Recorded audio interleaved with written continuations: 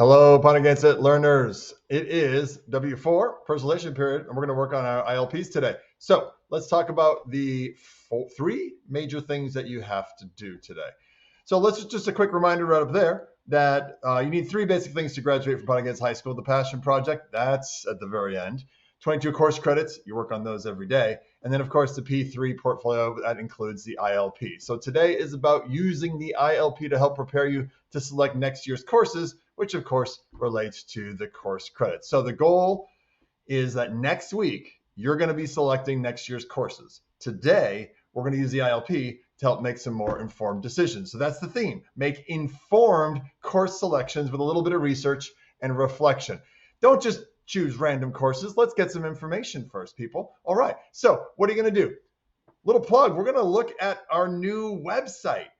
All right. The Graduate Pun Against It website. So it is paid for essentially and inspired by our work with XQ. So we got a grant a couple of years ago to try to make the school better. One of the things that happened last year during the year is we heard from students and from teachers and from others that they didn't know about some of the special opportunities and programs for students to learn outside of school, to get credits for things they're doing both in school and out of school, et cetera, et cetera. So we decided to make a website that would kind of glue it all together. It's called graduate.fgschools.com. It's actually called Graduate Pun Against It. It's at graduate.fgschools.com. Let's check it out. So if we go there, you'll see that there's a top bar full of all kinds of navigation, and then it's also at the bottom, so you can go either direction. Things that are graduation requirements, course credits, portfolio, and passion project, just talked about that. More information there. The diploma options, which would include, let me just take a moment here. This includes some new stuff. And again, you don't have to go crazy with this now, but you can check it out if you want. So diploma seals are things that are basically validated by the state of Rhode Island, Department of Education. And there are three different major seal categories, and you could look into them. For instance, one is by literacy. Some people who are working with Spanish teachers or other teachers to show that you are biliterate. You could take a specific test or show proof otherwise.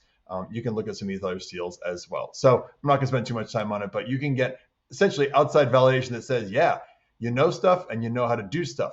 Honor societies, you probably know that we have them already, but now they're all under one roof here. So National Honor Society, Rhode Island Honor Society, National National Spanish, National Technical Honor Society, and each one you can pull down information and find out how it all works. In the land of CTE, all of our CTE programs are listed here. And if you click on any of them, you can get more information about the required courses, recommended courses, credentials and certifications along the way, work-based learning requirement, et cetera, et cetera, et cetera. And then there's a quick program at a glance map that you can use.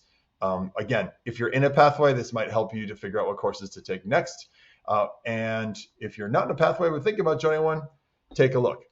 Personalized options here at the back end. So this would include AP classes, honors classes, college courses, online high school courses, and work-based learning requirements. Click on each of these and you can get more information.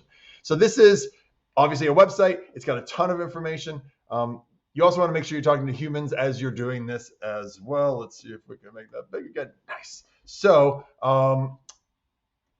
another piece of information that you want to look at is your own data dashboard. So on your Richer Picture system, go up there to the data dashboard. And when you click on it, you'll get something more or less like this. And it will tell you things like your average grade. If you click on this, you can see all of your old grades. Credits I'm not worried so much about right now, but you should keep track of these, obviously. And your test scores. Now, test scores here, math and reading, these are your star scores. If you click on them, you'll blow it out and get all of the most recent ones. And you can use this little kind of code here to see what your percentile rank is. So percentile rank, so if you were in the 60th percentile, that means that you did better than 59% of the other people in the country nationally who took that STAR test. So it just gives you a little sense of where you are. If you're on the high end of things, you may want to challenge yourself more. If you're on the lower end of things, you may want to take courses that you're going to succeed in. So talk to your teachers about this. They are the experts, especially math teachers and English teachers. They know the most about this, but definitely consult with them as well as your counselors. There's also some attendance stuff there. I think hopefully you know if you're on time or not. Whoops. And that was a blowout of what I was just talking about. Forgot about that. Okay, next, last thing is complete the course planner minimally for your next grade level. Course planner, you already got instructions on how to do that from the school counselors. And when it's on your ILP, you're going to go to your grade level, go to my course planner, and make sure you use the directions that are on Canvas that were posted a couple of weeks ago by the school counselors. We'll try to repost them. And you're going to go under, if you are a 10th grader, then you want to make sure you fill out 11th grade.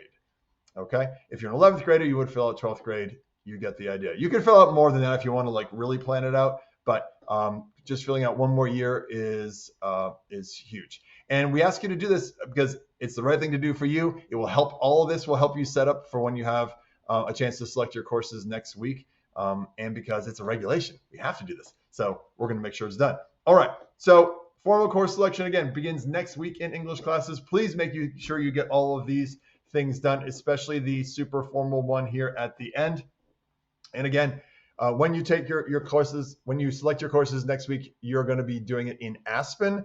So don't freak out if your course planner either has a mistake in it, there's something wrong, or you put in too many courses or whatever it is.